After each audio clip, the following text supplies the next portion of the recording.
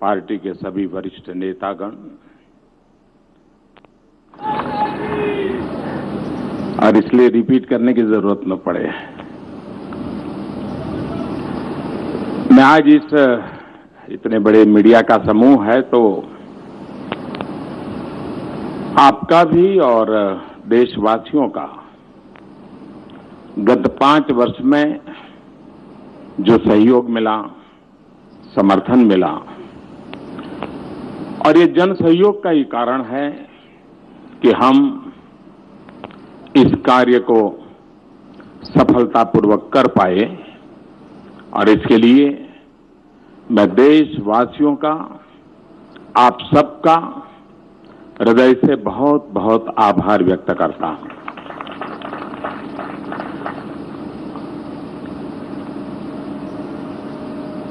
सामान्य रीते ये स्वाभाविक है कि चुनाव के पहले हर राजनीतिक दल अपनी अपनी बात लेकर के आती है, लेकिन राजनाथ जी के नेतृत्व में हमारे अध्यक्ष जी ने जो कमेटी बनाई थी उसने पिछले 2-3 महीने लगातार मेहनत की और एक प्रकार से जन के मन की बात, उनकी आशा, अपेक्षा, आकांक्षाओं को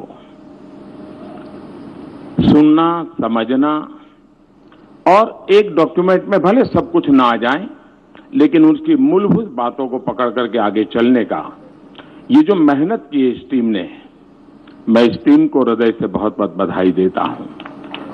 शायद हिंदुस्तान में पहली बार इतनी बड़ी मात्रा में सरकार किन बातों को लेकर के आगे काम करे, जनता को इतनी बड़ी मात्रा में विचार विमर्श हुआ है, ये हिंदुस्तान के इतिहास में पहली बार हुआ है और ये लोकतंत्र का ट्रू स्पिरिट है और उसको हमने आगे बढ़ाने का प्रयास किया है। आपने देखा होगा कि मैनिफेस्टो में 3 प्रमुख बातों का उल्लेख किया गया है।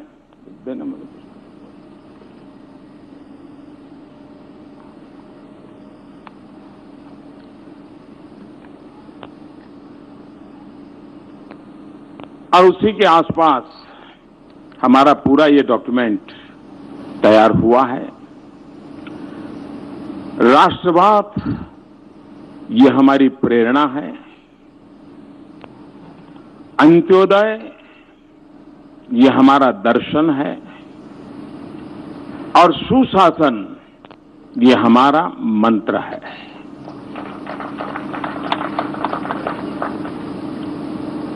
इस पूरी रचना जो है उसमें एक आमतौर पर ये मैनिफेस्टो 2024 के लिए है, लेकिन देश की जनता हमारा हिसाब ढंग से मांग सके इसलिए पहली बार हमने साहस किया है कि इंटरिम भी हमारा हिसाब लिया जाए और वो है 2022 आजादी के 75 साल होंगे, तब तक हमने देश के महापुरुषों ने जिन सपनों को लेकर के आजादी का जंग किया था, आजादी के लिए बलिदान दिए थे, जब आजादी के 75 साल होंगे तब हम उनके सपनों का भारत समर्पित करने की दिशा में कुछ अहम काम कर लें, पूरा कर लें। इस उद्देश्य से 75 वर्ष 75 लक्ष्य ये हमने तय किए हैं। 75 निश्चित कदम हमने तय किए हैं। ये अपने आप में टाइम बाउंड, वेल डिफाइंड शायद ही कोई घोषणा पत्र में या संकल्प पत्र में आप पहली बार देख पाते होंगे। उसी साथ साथ हम जब इस मैनिफेस्टो को लेकर के आए हैं तो साफ है हमारे मन में वन मिशन, वन डायरेक्शन। हम देश को समृद्ध बनाने के लिए, सामान्य मानवीय के सशक्तिकरण को लेकर के, जन भागीदारी को बढ़ाते हुए, लोकतांत्रिक मूल्यों को महत्व देते हुए और सरकार की सबसे बड़ी कसौटी ये नहीं होती है कि आपने क्या किया। सरकार की सबसे बड़ी कसौटी है लास्ट माइल डिलीवरी की। और इसलिए वन मिशन वन डायरेक्शन लेकर के हम आगे बढ़ना का हमारा निर्धारित मंत्र है। उसी प्रकार से हमारे समाज में विविधताएं हैं। भाषा की विविधता है, जीवन स्तर की भी विविधता है, शिक्षा में भी विविधता है, जीवन शैली में भी विशेषता है। और इसलिए एक ही डंडे से सबको हाँका नहीं जा सकता। और इसलिए विकास को हमने मल्टी लेयर बनाने की दिशा में इसमें हमने समाहित करने की पूरी कोशिश की है। गांव हो, शहर हो, अगड़ा हो, पिछड़ा हो, दलित हो, पीड़ित हो, शोषित हो, वंचित हो, आदिवासी हो, पुरुष हो, महिला हो, नौजवान हो, सीनियर सिटीजन हो, हर एक को एक प्रकार से मल्टी लेयर हमने इसकी सबको एड्रेस करने की कोशिश की है। दूसरा हमने प्रयास किया है मल्टी डायमेंशनल। जैसी जहां आवश्यकता उस प्रकार से हम आगे बढ़ना चाहते हैं। एक ही खांचे में, एक ही सांचे में, एक ही ढांचे में चीजों को समाहित करके हम परिणाम नहीं ला सकते हैं। राजनीति चल सकती है, लेकिन देश नीति चलाने के लिए, देश को आगे बढ़ाने के लिए हमने मल्टी डायमेंशनल लेवल पे काम करना होता है। उसको हमने इसमें लेने का पूरा प्रयास किया है। अब जैसे उदाहरण के लिए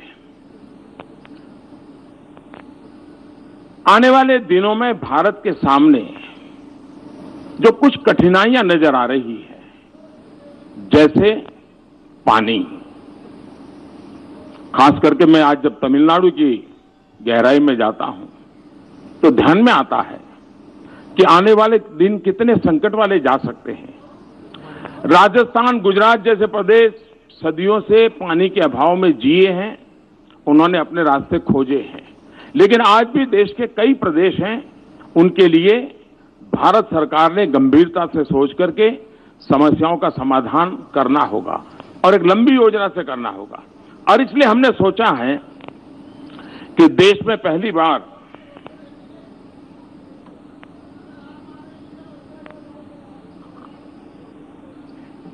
जल की बात करता हूं तो जल भी पी लेता हूं। हम एक अलग जल शक्ति मंत्रालय बनाएंगे।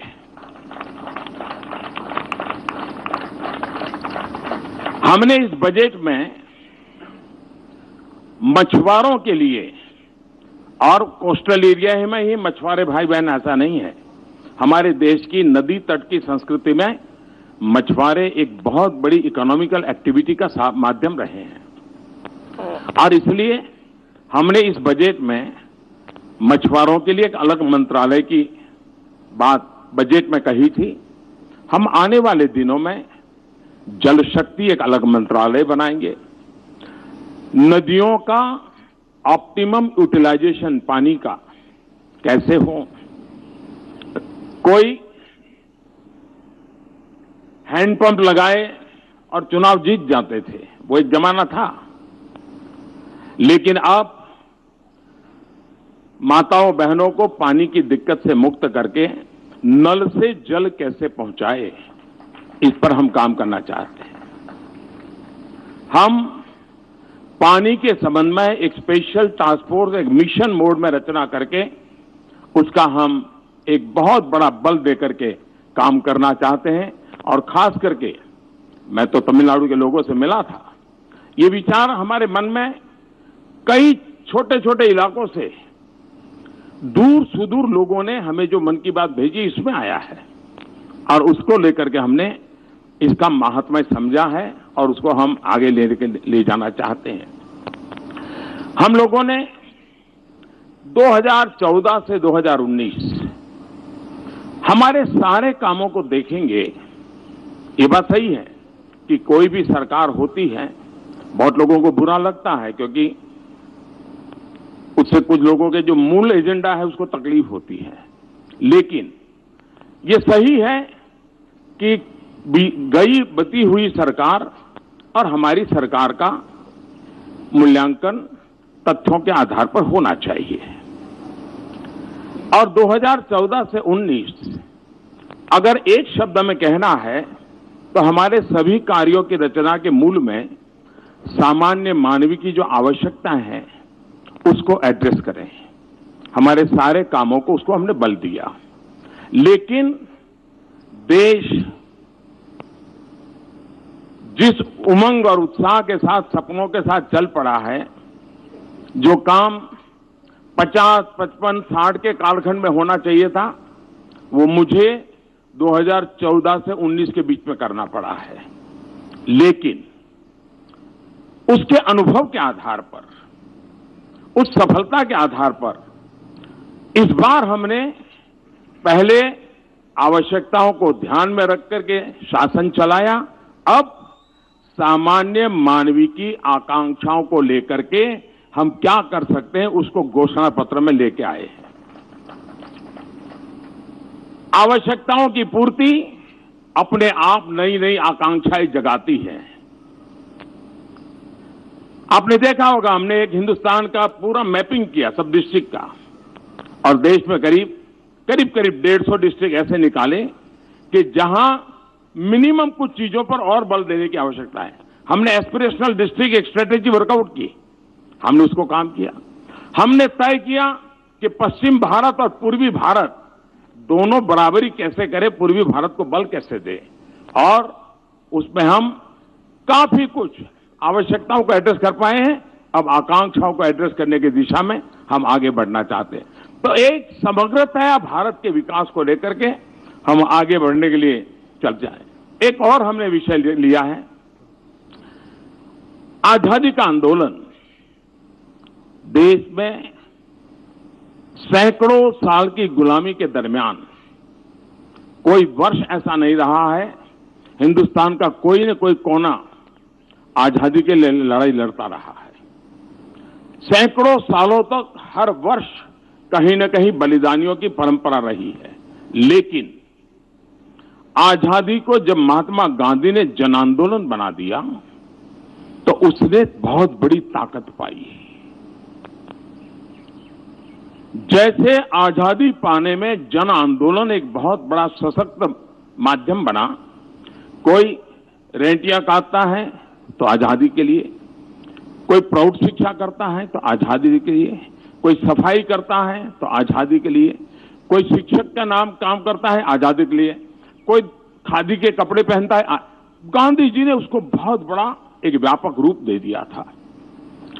भारत को भी विकास के लिए विकास को जन आंदोलन बनाना, और एक सफल प्रयोग आप देख सकते हैं, स्वच्छता।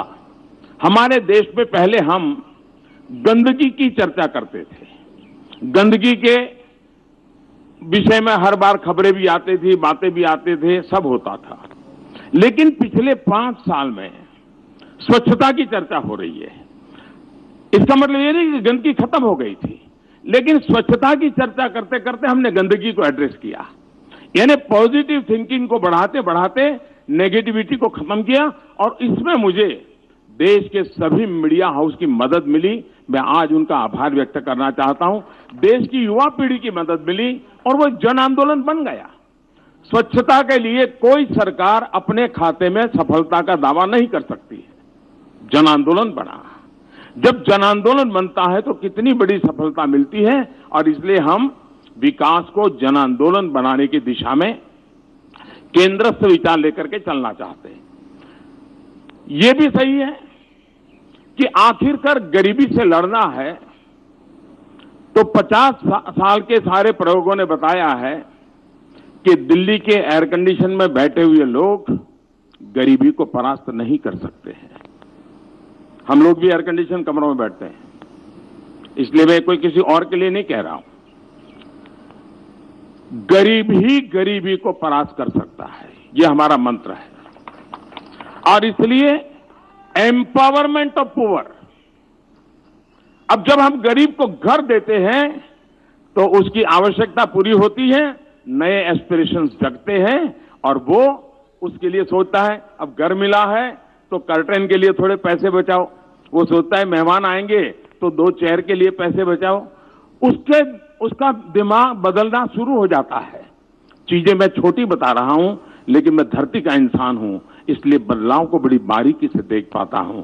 और इसलिए empowerment of citizen and particularly empowerment of poor,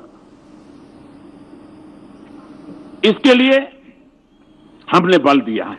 दूसरा, हमारे देश में एक सोच बनाई दी गई कि भाई जनता को कुछ भी दो कम पड़ता है, जनता को कुछ भी दो कम पड़ता है।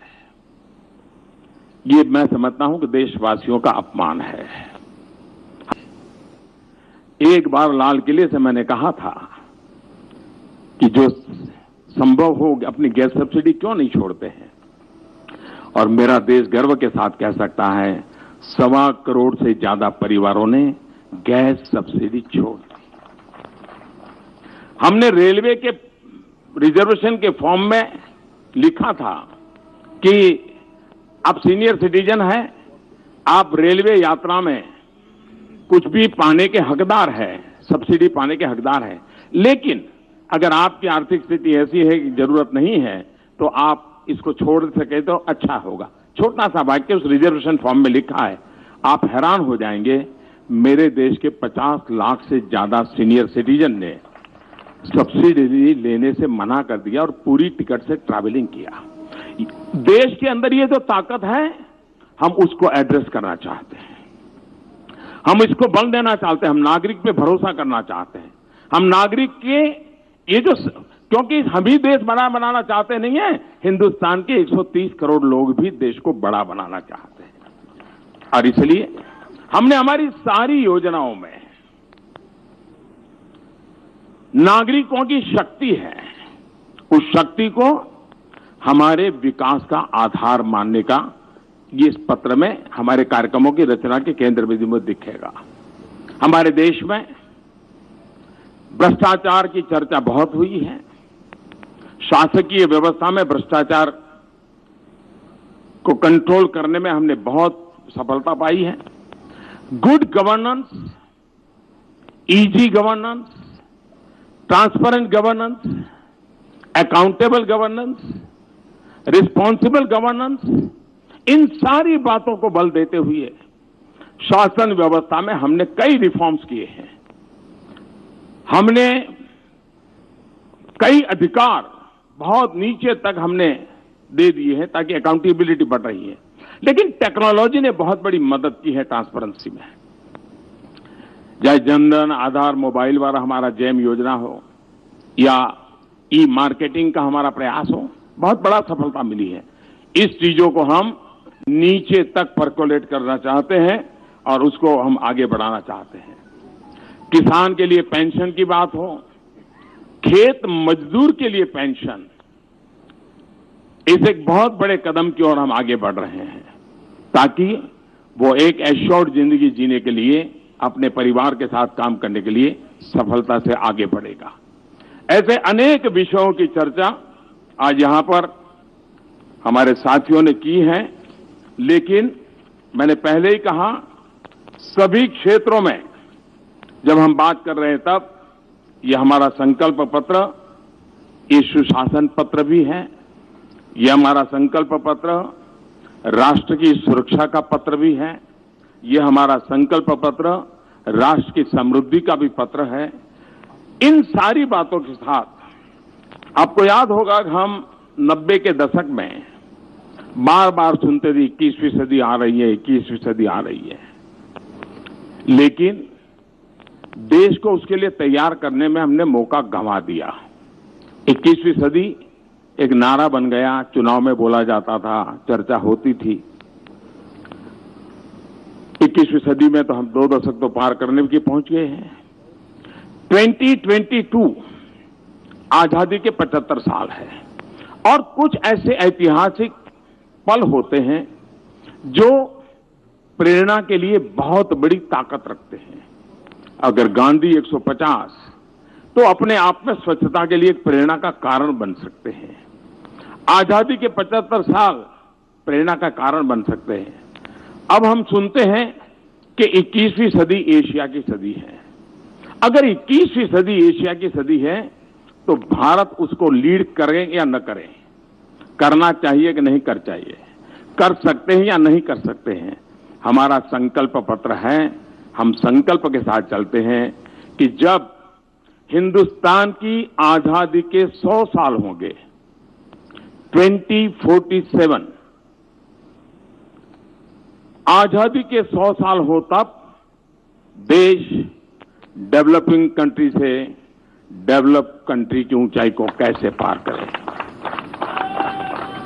और ऐसी बहुत सी बातें हैं, बहुत सी बातें कह सकते हैं हम, लेकिन मैं 2047 की ओर नहीं ले जा रहा हूं आपको, लेकिन 2047 का जो मजबूत फाउंडेशन है 2019 से 24 में रखना होगा। 2019 के 24 के मजबूत फाउंडेशन के आधार पर ही 2047 आजादी के 100 साल देश और वो हिंदुस्तान के हर नागरिक का सपना बने, एक मास मूवमेंट बने। हमें देश को वहां ले जाना है और एक बार ये हम मिजाज पैदा कर देते हैं। हमने घोषणा पत्र में, संकल्प पत्र में इस बात का इशारा किया है, विस्तार नहीं किया है, लेकिन हमने जो विस्तार किया है वो इन 5 सालों के लिए किया है। और उसमें हमने 2022 आजादी के 75 साल को देश के सामने हमने अपने आप को कटघरे में खड़े कर करके अकाउंटेबिलिटी के लिए प्रस्तुत किया है। ये अपने आप में एक बहुत बड़ा हमारा निर्णय है और हमने किया है। देश भ्रष्टाचार को सहने को तैयार नहीं है। कानून नियमों की व्यवस्थाएं हो, हमारा अप्रोच हो, और हम ईमानदारी को बल देते हुए, ईमानदारी की प्रतिष्ठा को बढ़ाते हुए भ्रष्टाचार से मुक्ति की दिशा में जाना चाहते हैं। हमने देखा होगा कि 19वीं शताब्दी में हमारे देश में जो सामाजिक बुराइयां आई थी, बहुत बड़ी मात्रा में बुराइयों ने समाज को जकड़ लिया था। उस समय के नेतृत्व ने, एक तरफ आजादी का जंग चल रहा था, लेकिन 19वीं शताब्दी में ज्यादातर सामाजिक सुधार के अभियान हुए। बड़ी हिम्मत के साथ हमारे देश के अनेक महापुरुष निकले और उन्होंने किया।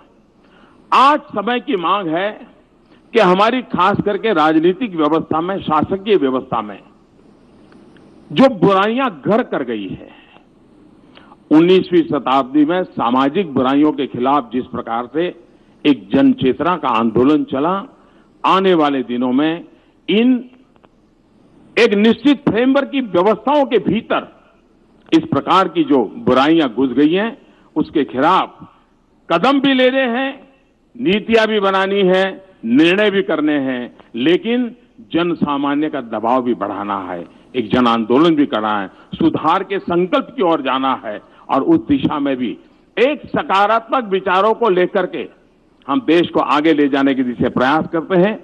गांव, गरीब, किसान हमारे इस केंद्र में है।